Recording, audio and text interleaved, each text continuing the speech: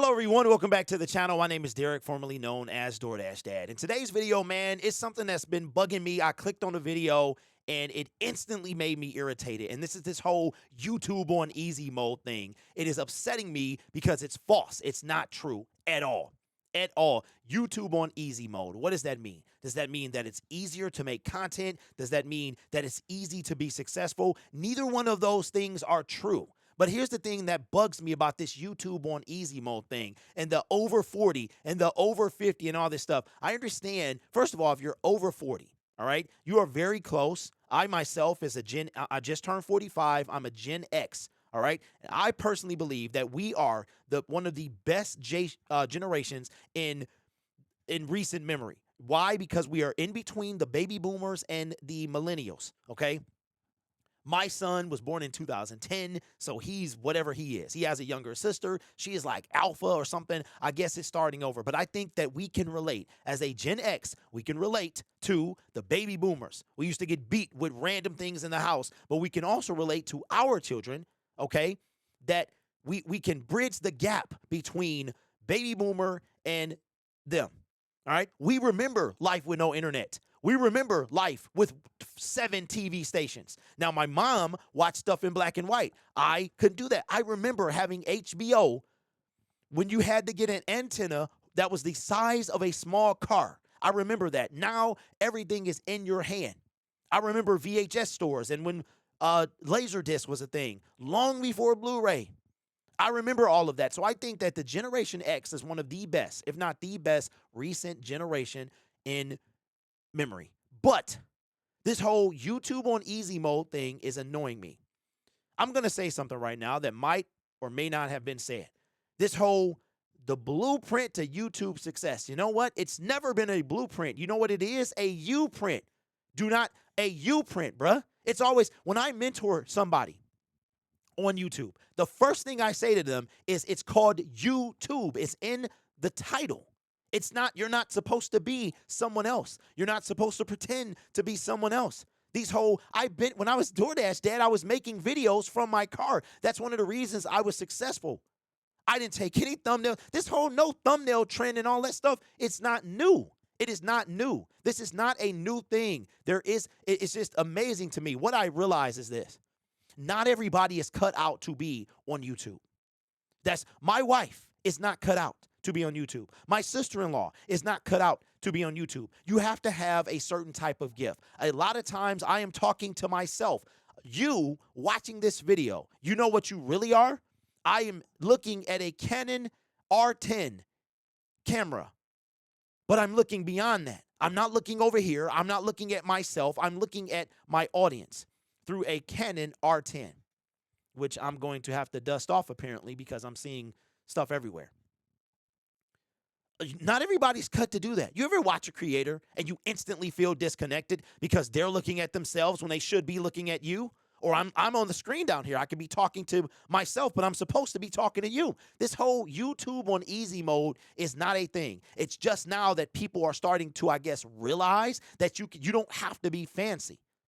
One of the things let me give you an example. You see the shirt. I am a Detroit Lions content creator. There are many of them, okay? YouTube years, internet years are like dog years. They go by like that. Something can be trendy this month and you forget about it next month.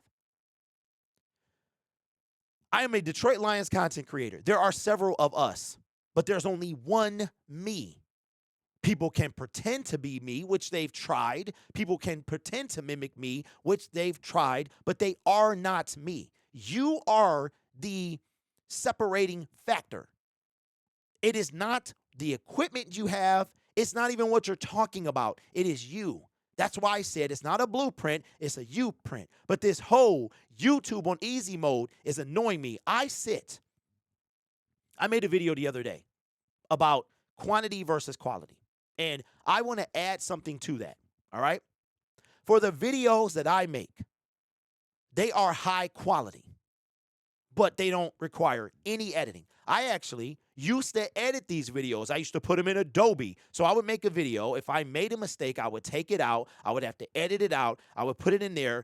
the Adobe, it has to render, then I have to upload it, and then the file is bigger, so it takes longer to upload. The Lions news moves like this. I don't have time for that. So what I did is, I am the, you have ESPN. This is DET ESPN. I am the ESPN for the Detroit Lions. I need my content to be out like this. So what did I do? I had to practice at getting better and not being edited. All right. But this YouTube easy mode thing to me is absolutely ridiculous. And maybe because we were scared. I know you have to have a certain type of quality, an ability to be on YouTube. Not everybody can do it. They're boring. They have zero personality. None. That's why you might see somebody who's acting, who turns up. My personality is just like this. When I talk about the Detroit Lions, my personality might be a 9, but I turn it up to a 10 online. It's the same thing because I gotta be entertaining. All right. But this whole YouTube mode, being on easy, is absolutely ridiculous. There is no such thing. Everything about YouTube is hard. Because guess what? I bet you your YouTube is on easy mode right now. You're making videos from your car. You're not editing videos. These are just talking videos.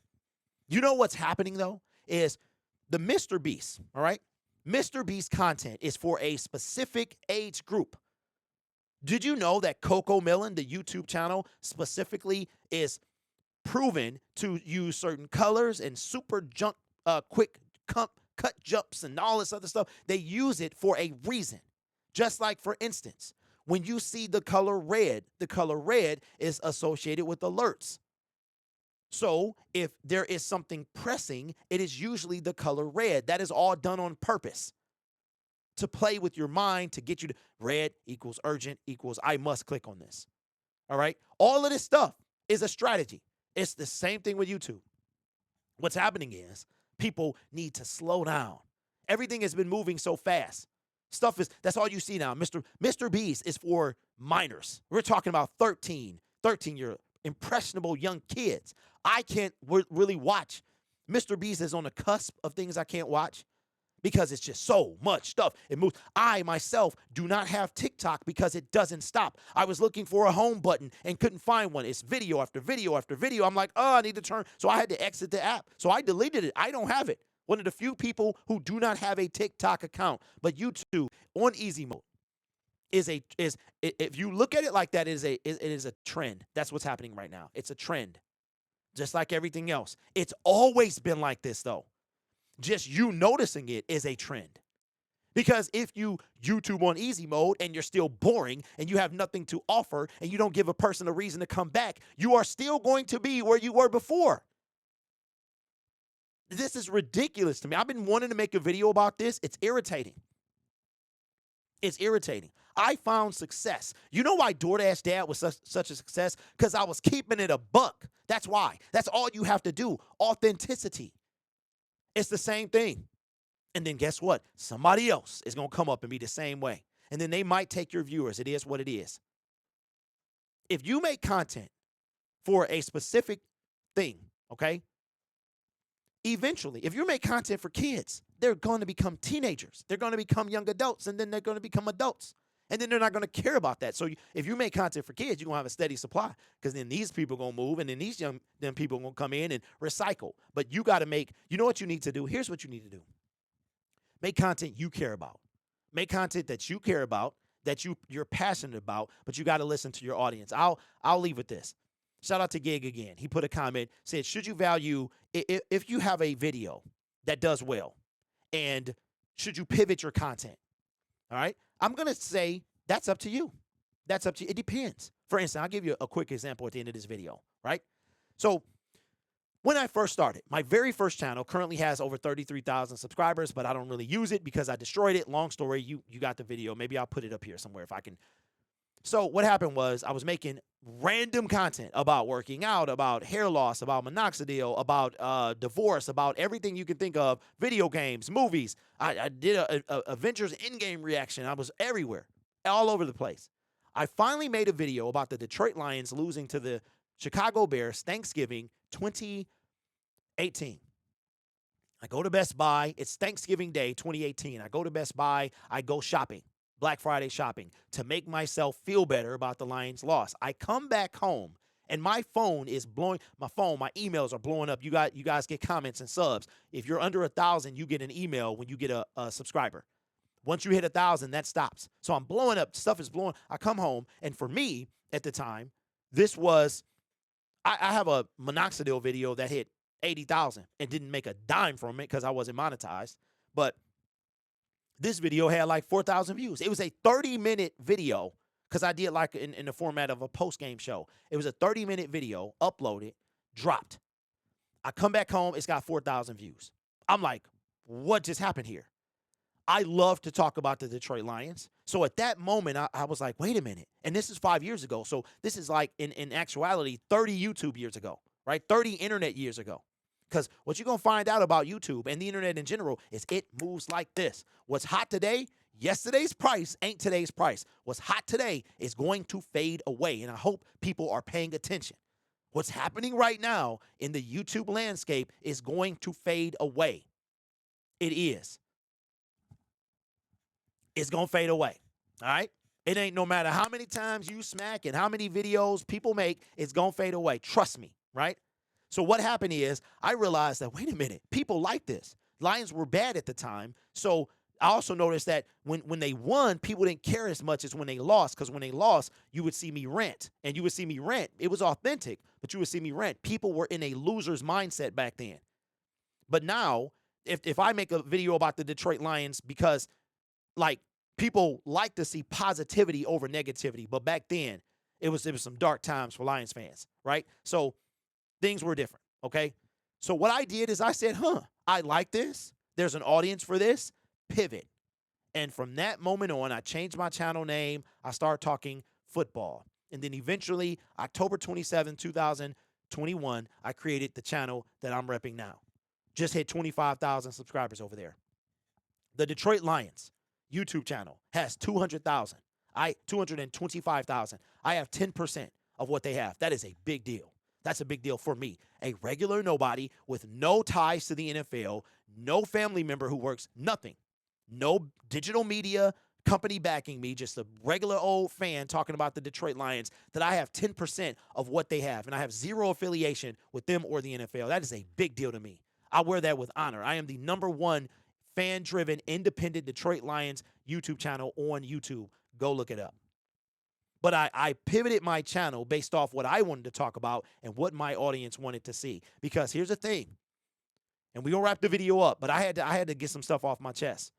You're going to, if you do a certain thing and you're found for that certain thing, that's why people are going to watch. It's almost like a monkey in a cage. It's almost like, oh, monkeys in a cage, then some escape too soon. It's almost like being trapped in a cage. You might go viral, you might have a moment, and that's all they're going to know you for. So when you try to do something else, they're going to be like, what is this? That's not why I signed up. Do that thing, man. Do the thing again. It's like throwing little coins or peanuts, whatever they throw at your feet, man. Dance. It's like that. That's how it is. So if you're going to niche up and be something and talk about the same thing over and over and over, whether it's a genre or a niche or whatever, then you got to be ready. You got to be ready to talk about that thing over and over and over. I love the Detroit Lions. I can talk about them literally every day, and I do. But this YouTube easy mode is nonsense. It's always been like this. It's called YouTube. It's a U-print, not a blueprint for success. All you can do is keep being you. The human eye, the human brain and eye are very, very well created.